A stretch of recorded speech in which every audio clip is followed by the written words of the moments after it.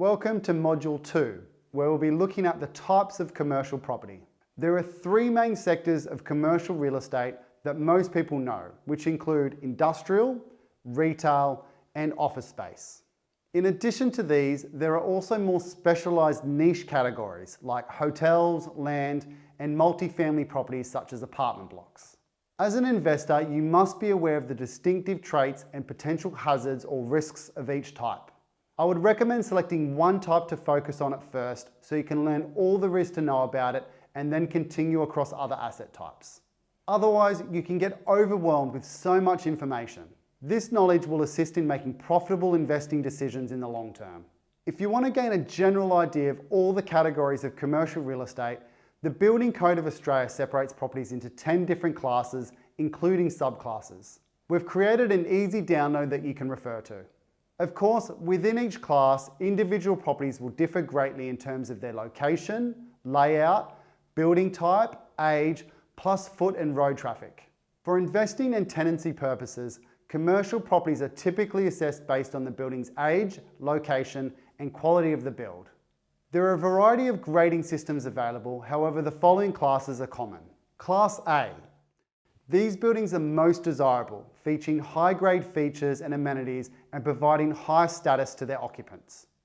Class B. These buildings tend to be slightly older buildings that were once Class A, but now lack some modern amenities and technological features. Class C. These buildings are often older, slightly run down, and haven't kept up with the trends. Some can be refurbished to bring them back to Class B or Class A. It's worth noting that sometimes the banks look at these classes when processing the loan and will sometimes vary lending against the property depending on the class. For example, giving better loan terms for Class A than a Class C property. Later in the course, we'll look at ways to evaluate individual properties, but for now, let's go over each of the sectors in the following lessons. Thanks, guys.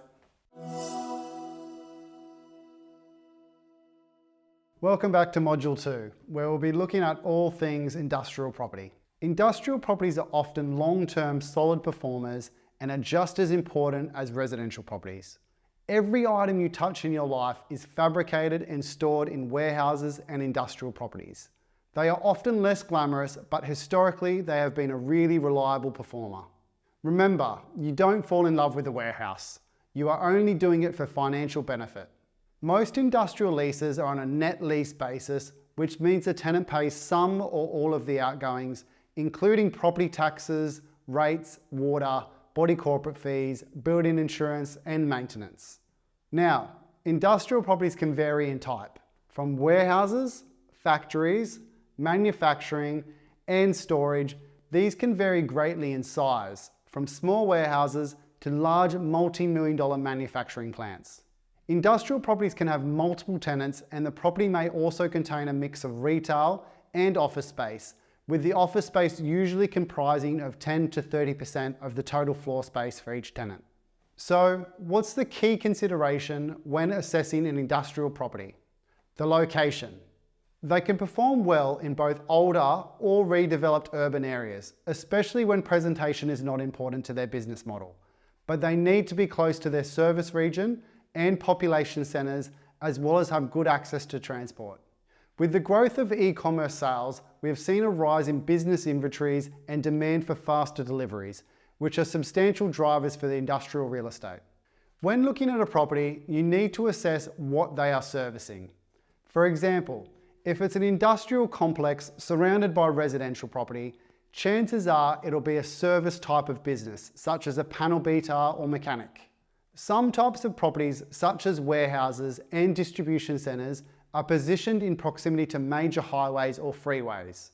Being in close proximity to shipping locations and airports can be crucial, as it will impact the type of business that will lease the property. So, when we're assessing an individual property, you need to factor in the building itself. You should be looking at the roller door height, internal roof height, access for trucks, and space for them to manoeuvre in and out of the property. There also needs to be suitable on-site parking for employees and customers, and staff conveniences such as a kitchen, restroom, and air conditioning in the office. Given most industrial premises can house a substantial amount of goods, fire prevention is a crucial factor.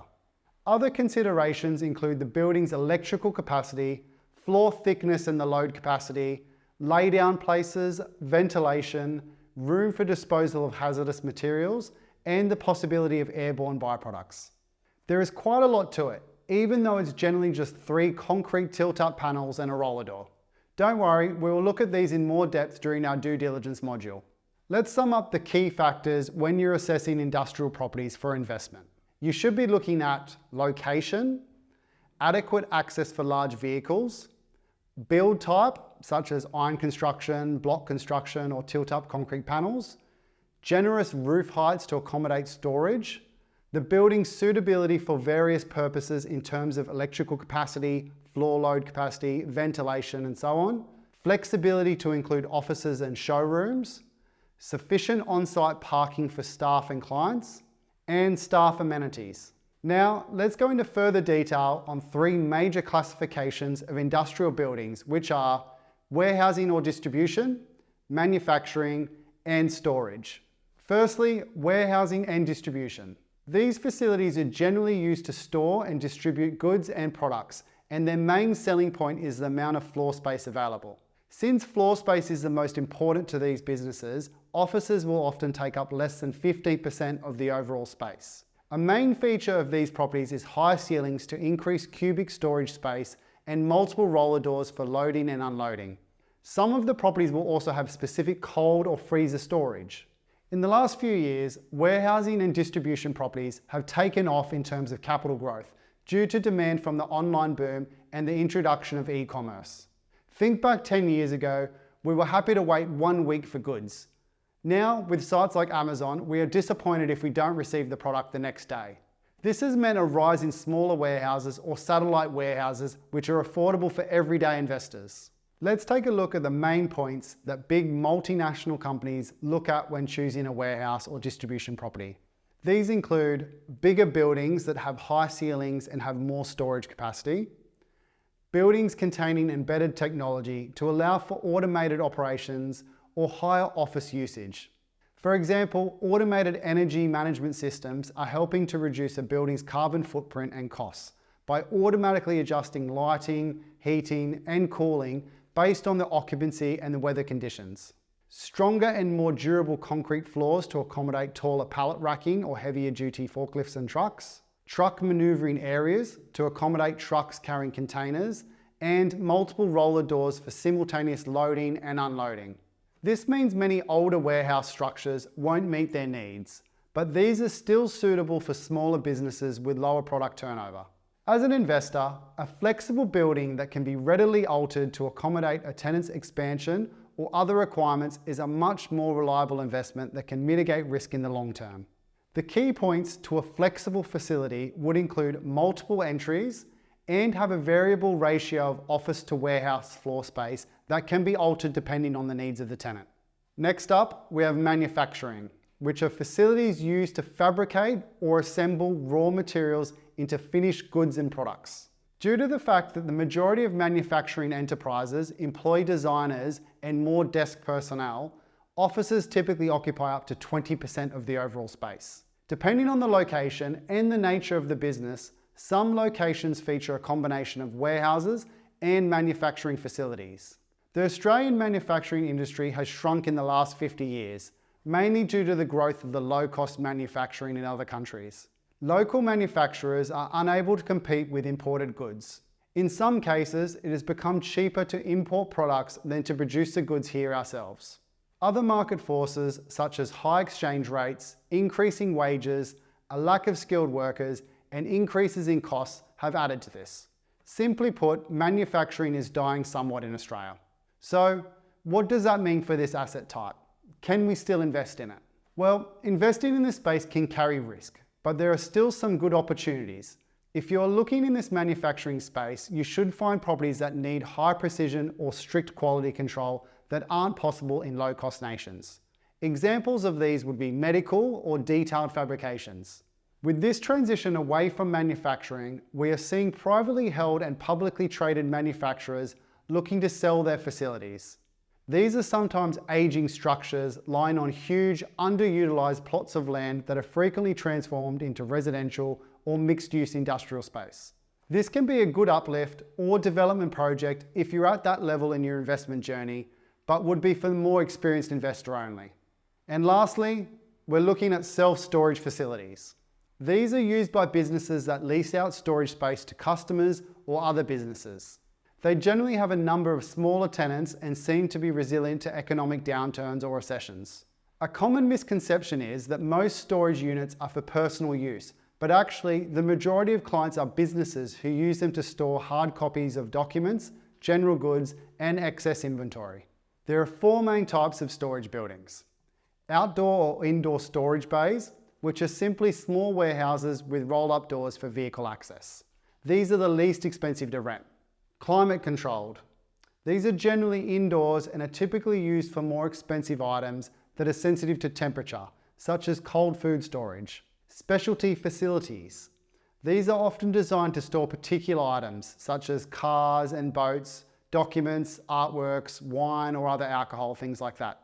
And the last, mixed use. These are storage buildings that can accommodate another business, perhaps with retail or office space, or by having laydown areas, or storage for a car or truck rental, for example. So why are these highly sought after by investors? Well, generally they're quite easy to maintain because they spread the risk by having multiple tenants and often have high profits. The drawback is they are a low cost offering, which means it's pretty simple for competitors to enter the market. New competitors in the market can significantly affect the occupancy levels, which are essential to the business making a profit.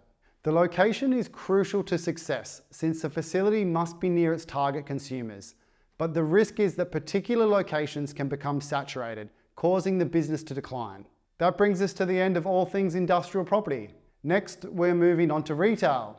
Thanks for watching, guys. See you next lesson.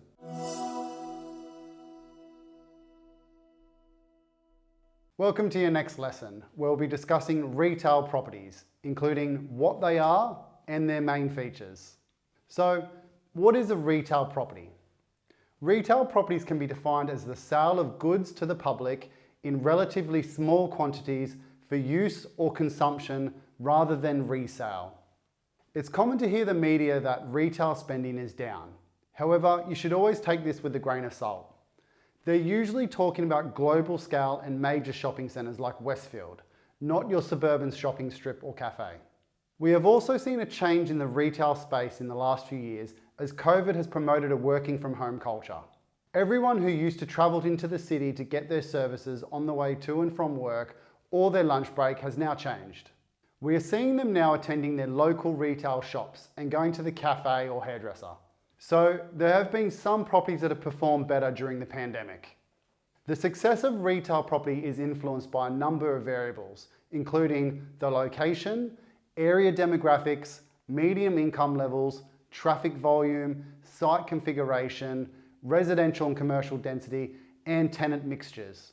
The risk involved in retail property can be mitigated depending on the location and whether it provides necessary function to the community. When assessing a retail property, we need to look at a few questions. Is it simple to enter and exit the place? Is the signage clearly visible to both foot and vehicle traffic? Is the property perpendicular or parallel to the road? In this question, perpendicular is actually preferable, as it has more street frontage and visibility to customers. Is the traffic appropriate for the retail centre? And can the business thrive on a secondary road, or does it need a primary arterial road? The location of a retail property in suburbia is paramount. For example, a lot of suburbs have a main drag and that has a car park at one end.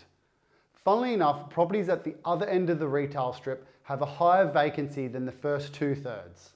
Why? Because people are lazy. They will generally walk around 2/3 of the way and then turn around. So doing your research on the configuration is critical. Small retail centres typically have leases that are on a net basis, which means a tenant is responsible for paying some or all of the expenses, including maintenance and council and water rates.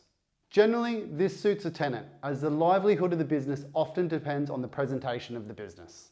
Larger shopping malls and other retail establishments will often pay a flat rate plus a portion of their annual sales. This is because smaller businesses can actually afford to be there, And the property owner will have a good balance of tenants, which will increase foot traffic. Retail leases have specific legislation, and there are different laws that apply depending on which state or territory you are in. If you want to lease your property to a retail business, it is important to understand these laws because they can affect the business fundamentals as well as your net return. The Retail Act stipulates some costs cannot be passed on to the tenant. These include land tax, expenses that don't benefit the premises, contributions to a sinking fund for capital works, management fees, unless management fees relate to the management of the building or shopping centre in which the premises are located, capital costs, and legal and other expenses relating to negotiation, preparation, or execution of the lease. So make sure to take these into consideration and your calculations if you are looking at retail property. Let's break down further and look at the main types of retail property. Firstly, we have medical. These properties can be either retail or office locations depending on the target market. The cost of building and fit out is significantly higher than a typical retail space, since the medical sector has special requirements, such as additional plumbing and wiring to allow for medical room fit outs. Specialist medical facilities are frequently located next to a hospital, medical centre, or a pharmacy. Some tenants will still want street exposure to encourage business and be more of your classic retail wanting high foot traffic. Whereas office-based medical facilities are generally leased by specialist professionals who have appointment-based businesses. In the past, medical businesses have tended to be thought of as recession-proof, but be aware this may change in the future. The COVID-19 pandemic restrictions on in-person contact may have sped up the transition to virtual assessment or telehealth appointments, as self-diagnosing equipment technology continues to improve. However, at the moment, these properties are usually quite profitable and have stable tenants with long-term leases. Medical businesses generally have loyal patients and can service a broad majority of people and areas. Unlike typical retail assets, medical facilities can remain stable in suburban regions. The business owners will often do joint ventures with other medical professionals in the same building. I'm sure many of you have gone to a local GP, and in the same building you also have a pharmacy plus more specialist medical professionals such as a dentist, podiatrist, or x-ray technician. From the lender's point of view, this makes the property less risky as there are multiple stable and reliable businesses involved. Hospitality. Food restaurants, especially those with takeaway options, are a stable business that will always be popular as everyone needs to eat. Depending on the location, the property may be subject to seasonal changes, such as holiday destinations. Several tourist areas and CBD locations have been severely impacted by COVID-19 due to the lack of international tourism, so this is something to consider before choosing a location. The fit-out costs for the restaurant are typically covered by the tenant rather than the owner, and because these costs tend to be high, the operators tend to sell the business rather than closing down altogether. The fit-out is often a negotiation point with the tenant, and if they are adding value to the property, then sometimes the owner will help by providing lease contributions, such as rent-free periods, rent discounts, or shared fit-out expenditures. You should also note what the make good clause in the lease stipulates. The make good clause refers to the condition the tenant needs to leave the property in if and when they leave. As an owner, sometimes you may want to keep the commercial kitchen, etc., or you may want it reverted back to an empty shell. Before purchasing, you always want to confirm who owns the fit out and what the make good clause in the contract is. When assessing a hospitality business, verifying that the building insurance is covered and verified is crucial, as restaurants have a high fire risk. Next, let's look at properties for service. Service businesses like hair salons, barbershops, beauticians, and massage parlours will always need a physical premise to operate and provide face-to-face contact. As an investor, looking for a business with at least 4 skilled service staff is highly recommended. This ensures that the business can run without only 1 or 2 key people and will generally increase their long-term profitability and stability. With 4 or more staff, the business is more likely to be sold than shut down if the owner retires. Service businesses have loyal customers, but still need to present well, be in an area with high foot traffic, and have affordable rent. A high rent without a proportionally high service cost means a less profitable business. You should also assess the cost of the fit out, as this can differ between services, and this will indicate how easily the business could move from one location to another. You should also assess the cost of the fit out, as these can differ between services, and this will indicate how easily the business could move from the location and leave your property vacant. Next, we have general retail properties, which covers a wide range of businesses with various purposes. These can be good investments, but there are a few things to be wary of. Supermarkets. Large supermarkets are usually too expensive for the normal investor and have low yields. Smaller supermarkets offer convenience, but most shoppers will go to a large retailers for their major shop or shop online. You can pick up some small supermarkets specifically in areas without big retailers. In the past 50 years, bakeries and butchers have been stable businesses. However, there's been a gradual change as consumers now prefer to shop at large supermarkets in one trip. Many bakeries, for instance, are evolving to become a form of cafe. But beware of fad bakeries such as donut houses, which can get a big social media following but then often die out. News agencies. The news agency is a dying business. They used to make a lot of money selling lottery tickets and newspapers, but now that both are online, they don't make as much. Some news agencies have shifted to the online market and are now pick up and drop off locations for online shopping. Specialty stores. Bookshops, jewelers, discount stores, gift shops, and hobby stores can be great or terrible. To find a good tenant, analyze their business. Check if it fits with the area's demographics and has enough customers and appeals to other tenants. Let's finish with childcare centres. For some reason, people absolutely love them. Investors like childcare centres because they're seen as necessary and have longer leases, so they sell for much higher prices. These can be in retail or residential areas, or even areas with office zonings.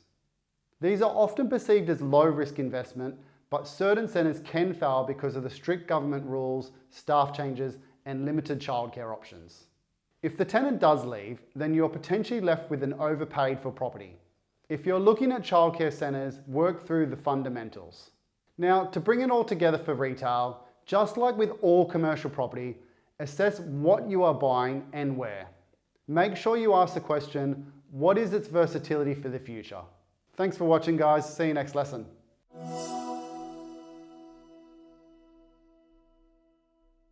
Welcome back to your next lesson, guys, where we'll be discussing the third type of commercial property, which is office properties. Office property is often confused with being a retail space. However, they can in fact be interchangeable. All of the retail spaces identified previously could be used as offices. So, what's the best way to define a dedicated office property? In general terms, a property is considered an office if it has more than 75% of the interior designed and finished as office space. Offices usually only require a low-cost fit-out, just some cubicle walls, some painted walls, and plants around the place. They are typically used as a base where people work from, rather than a place where goods are produced and sold. Office properties can vary greatly, from a single-story suburban building to a high-density location such as a city office tower. One of the largest commercial real estate companies in the world, Palise, classifies buildings as low-rise, which is fewer than 7 stories, mid-rise, which is 7 to 25 stories, and high-rise, which is more than 25 stories. An entire office building tends to be purchased by large investment trusts, but smaller investors may buy individual office suites inside a building. Foot and road traffic are generally less important for office buildings. However, if the business is new or a franchise, then being on the ground floor with more visibility may be an advantage. The geographical location of the office is critical, as there needs to be access to enough workers with the correct expertise for that business. Let's look at what other important aspects you need to consider. Aesthetics of the building. The internal fit out, such as usability and accessibility, like does it have wheelchair and disabled access? Availability of parking, and proximity to amenities such as shops, gyms, and supermarkets. The most important aspect of an office space is accessibility for the employees, i.e. you need good access with public transport such as trains and buses so you can actually service the actual people that are going to work in the building.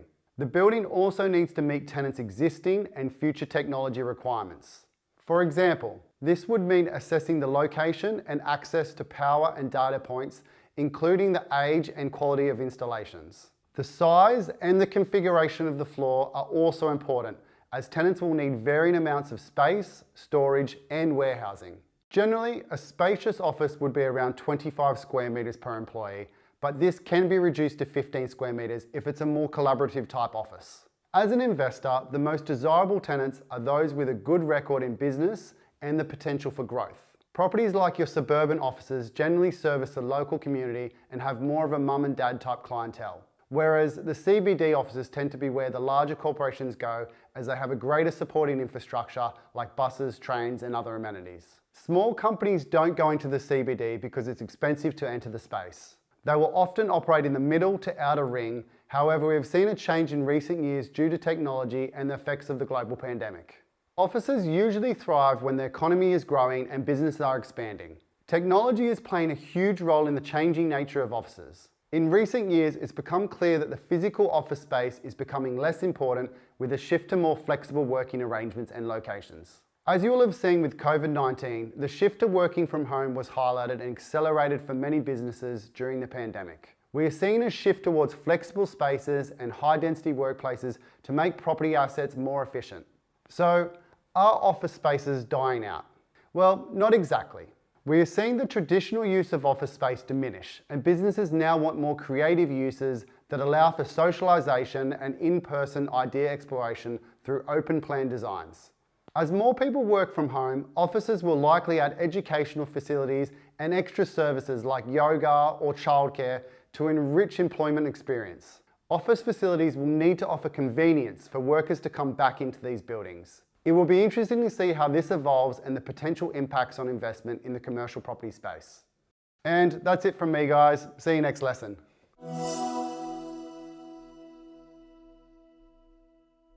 Welcome to our last lesson of Module 2. Our last section looks at other property types that fall into the commercial space. Firstly, multifamily properties covers all types of residential real estate outside the standard family home, such as apartment blocks and boarding houses. Within this, there are multiple subcategories. High-rise, which are buildings of 9 or more floors and at least one lift. Generally, they have more than 100 apartments and are professionally managed. Mid-rise, these are multi-story buildings with a lift, typically in urban areas. Garden style, a 1 to 4 story apartment building in a garden-like setting. These can be in a suburban, rural, or urban location and generally don't have a lift. Walk-up. These are 4 to 6 story buildings without a lift. Special purposed housing. These target specific tenants like students or retirees. And subsidised housing. Secondly, we have land. This is often not talked about as commercial property, but you can still generate a profit from it. There are 3 common types of land. Number 1, greenfield land. This is undeveloped land such as farms and pastures which have farming or cattle businesses that can be run on them. 2, infill land. This is generally located in the city and involves vacant land where you can buy it and rent out the space. For example, car spots. Number 3, brownfield land. This is a parcel of land previously used for industrial, mining, or commercial purposes that now can be reused. A note of caution on this, as this land can be environmentally impaired and require rectification before habitable use. Our next property type is hotels. The hotel sector provides accommodation to travellers and tourists and can be independently run or part of a chain. We have 4 basic categories. 1, full-service hotels. Usually located in the central business district or tourist locations and are generally part of a chain such as the Marriott or Hilton. 2, limited service or boutique hotels. These are smaller hotels that don't normally provide amenities like room service or on-site restaurants. 3, extended stay hotels. These are designed for stays of a week or more. They have larger rooms, small functional kitchens, and are designed for guests to be self-sufficient. 4, resorts. These are full-service hotels on large land areas, typically located in lifestyle destinations with amenities such as pools and golf courses. Buying an entire hotel should be approached with caution, as it's also running a business, not just having a passive investment property. You need to be very mindful of the operation of it, such as the occupancy levels, who's running it, the changing rents depending on the size of the rooms, and a whole lot more. Additionally, buying a single room within a resort has a lot of risks and red flags. Hotel developers will sometimes sell individual apartments under a strata title to help raise funds for the hotel project. Some operators will offer fixed leases or a share of the income from the hotel operation, which can be very attractive to investors. Be mindful that lending can also be difficult as banks look at hotels and serviced apartments as high risk. There are plenty of other special purpose commercial real estate beyond the major categories, including such things as petrol stations, indoor sports centres, movie theatres, funeral homes, car wash stations, and churches. These can be profitable investments, but it's crucial to understand the market and the niche they are in first. If you've got any questions about any of those mentioned above, please reach out. Lastly, we're going to touch on two different forms of property ownership in Australia, which are freehold and leasehold. Freehold is the most common form of property ownership, where you own the property outright. This includes all non-movable inclusions for an indefinite time. You are able to make changes as long as they align with council regulations. In contrast, leasehold property means there is a lease on the property owned by the Crown, which is the state or territory you're in. With this type of property, the purchaser does not own the land, but instead rents the land for a defined period of time, usually from the state government. For example, in the ACT, the properties have a 99-year leasehold title. Towards the end of the 99-year period, the ACT government will normally grant a new 99-year lease and charge a small administration fee, provided the land is not required by the Crown. For most leasehold properties, there is no major risk associated with purchasing it, as it's simply a different form of ownership. While it is unlikely that the Crown will take over your property, buyers still need to be aware. The key advantage of investing in a leasehold property is the price, which is often lower than freehold properties. However, lenders don't like leasehold properties where the remaining lease period is less than 30 years. Another downside is that any changes you want to make to the property are subject to legislation and need to be approved by the Crown. These titles are mostly in rural areas of Australia where the Crown owns the land under pastoral leasehold, or in the ACT where every property is leasehold. It is sometimes possible to convert these to freehold titles or buy out the leasehold. You will need to engage a solicitor and speak to the relevant government department depending on what state or territory your property is in. Again, this is another aspect you need to understand and get your head around before pursuing. Well, that's the end of Module 2, where we looked at all types of commercial property. Thanks for watching this module. See you on the next one.